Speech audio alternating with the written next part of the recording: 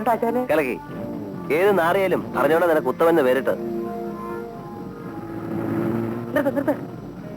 എന്നാലും എന്റെ പെങ്ങളെ, എന്റെ ആശാനോട് ഇത് വേണ്ട.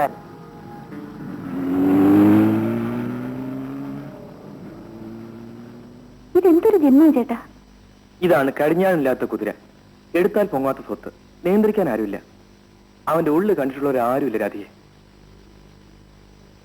നിനക്ക് എത്ര രൂപ വേണേലും ഞാൻ തരാം. ഞാൻ പറയാൻ പോകുന്ന കാര്യം സാധിച്ചു തരാം.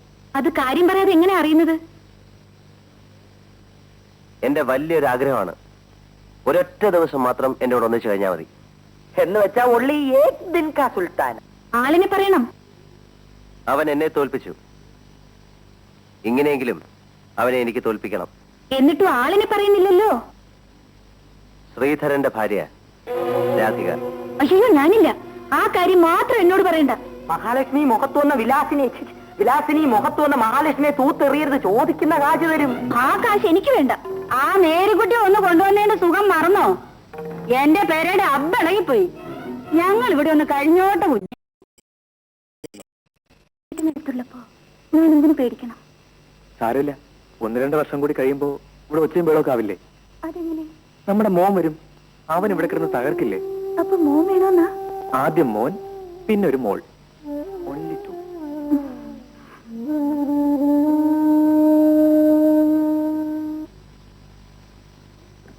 വിളിക്കണേ. വഴക്കൊന്നും പറയരുത്. അത് ഞാൻ ആലോചിച്ചോളാം. വിളിക്കേ. വേണോ മോനെ? വേണോ?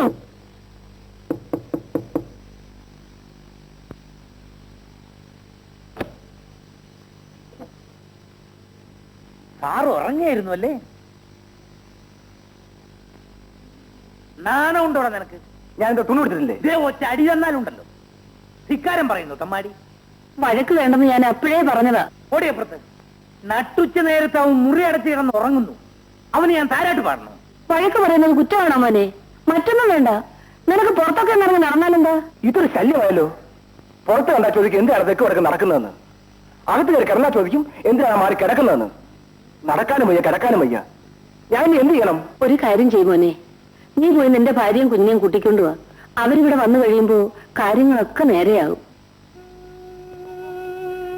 ഇല്ലെങ്കിൽ ഞങ്ങൾ പോയി കൂട്ടിക്കൊണ്ടുവരാം.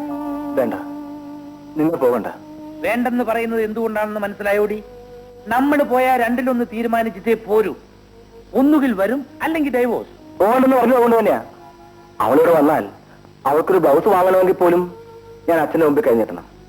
അപ്പൊ വീണ്ടും തുടങ്ങും വഴക്ക്. ആ നാളെക്കെങ്കിലും ഒഴിവാക്കാൻ അവൾ അവിടെ തന്നെ നിൽക്കല്ലേ അച്ഛൻ നല്ലത്. അപ്പൊ അവളെയും കുഞ്ഞിനെയും നീ കൊണ്ടുവരില്ല? കൊണ്ടുവരാനുള്ള സാഹചര്യം ഒത്തു കിട്ടിയാൽ കൊണ്ടുവരും. സാഹചര്യം എവിടുന്ന് വരും? അത് മാത്രം എനിക്കറിയില്ല.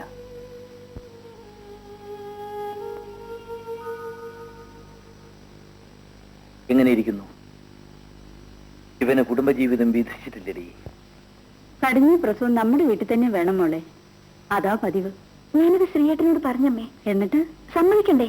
പ്രസവം ഇവിടെ മതിയെന്നാ പുള്ളിക്കാരൻ പറയുന്നത്. അല്ലേ, പട്ടണത്തിൽ വളർന്ന എന്റെ മോള് ഈ കൃഷിപ്പണിയെല്ലാം ഇത്രയും വേഗം എങ്ങനെ പഠിച്ചു എന്നാണ്. ആ, മുല്ലപ്പൂവണം എറ്റുകിടക്കും കല്ലിനുമുണ്ടാം ഒരു സൗരഭ്യം എന്നല്ലേ ചൊല്ല്. ആ, എന്തായി? എന്ത് തീരുമാനിച്ചു? ശ്രീധരൻ പറയട്ടെ. ഇവിടെ മതിയെന്നാ ഇവള് പറയുന്നത്. അയ്യോ, ഞാനൊന്നും പറഞ്ഞില്ല ചാ. എന്നാ നമുക്ക് വീട്ടിലേക്ക് പോവാം.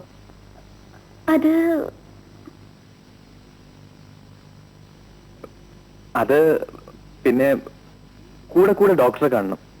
പ്രത്യേകിച്ച് വിശേഷമൊന്നുമില്ലെങ്കിലും പ്രസവം ഇവിടെ മതിയെന്നാ ഡോക്ടർ പറയുന്നത്. അദ്ദേഹം വളരെ നിർബന്ധമായിട്ട് പറഞ്ഞിരിക്കുകയാണ് അച്ഛാ. എന്തിനാ പാവം ഡാക്ടറുടെ പുറത്ത് പഴിയാതെന്ന്? നിങ്ങൾക്ക് വിരിഞ്ഞിരിക്കാൻ മുക്ഷമാണെങ്കിൽ അതൊക്കെ പറഞ്ഞാ പോരെ.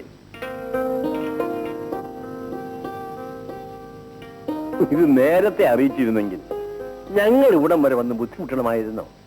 ശരി, ദിവസം എടുക്കുമ്പോ നമുക്ക് രണ്ടുപേർക്കും കൂടി ഇങ്ങോട്ട് പോരാ. എന്താ ഗോമതി? അതിന് നിങ്ങൾ എന്തിനാ? അത് ശരിയാ, ഞാനെന്തിനാ? പൊന്നുരുക്കുന്നിടത്ത് പൂജയ്ക്ക് എന്ത് കാര്യം? അപ്പൊ പിന്നെ താമസിക്കുന്നതിന് നമുക്ക് പോകരുതോ? ആ മോളെ, ഒരു കാര്യം, ഇനി നീ ഇവന്റെ കൂടെ കാട് വെട്ടിക്കാനും വളം പിടിക്കാനും ഒന്നും പോയേക്കരുത്. ഇവള് നിർബന്ധിച്ചാലും നീ കൊണ്ടുപോകരുത് മോനെ.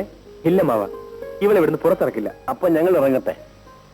ബസ് സ്റ്റോപ്പിൽ ഞാനും വരാം മാവ. വേണ്ട, ഞങ്ങൾ തന്നെ പൊയ്ക്കൊള്ളാം. മോളെ, അമ്മ ഇറങ്ങട്ടെ മോളെ. ആ മോനെ, പ്രസവം കഴിയുന്നത് വരെ ഒരു നിയന്ത്രണമൊക്കെ വേണം എല്ലാത്തിനും. വാ. പോട്ടെ. നിന്റെ അച്ഛൻ ആള് മോശമല്ലല്ലോ. ഇനി പറയാനുള്ള പറയണ്ടേ?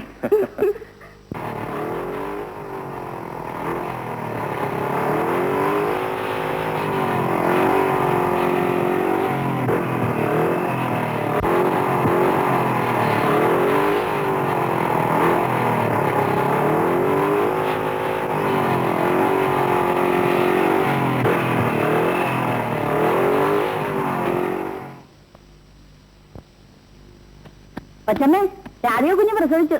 നേരെയോ? 10-ാം തീയതി കഴിഞ്ഞ് കാണത്തോളാണല്ലോ ലേഡി ഡോക്ടർ പറഞ്ഞത്. എന്താ കുട്ടി? ആണാ?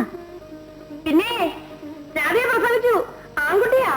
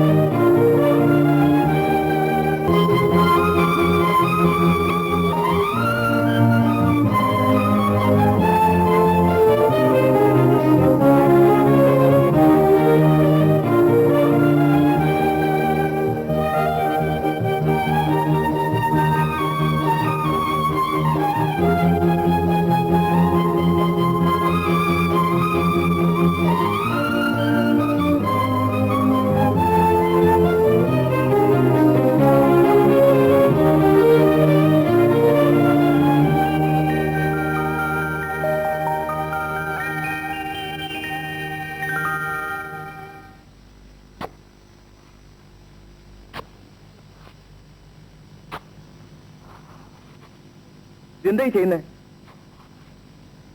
എന്താണെന്നാ ചോദിച്ചത്? കാണാൻ പാടില്ലേ? ഇത് എന്റെ നിങ്ങളുടെ നിലത്തിന്റെ അതിർത്തി ആണെന്ന് തിരിച്ചിട്ടിരിക്കുന്ന കല്ലാണ്.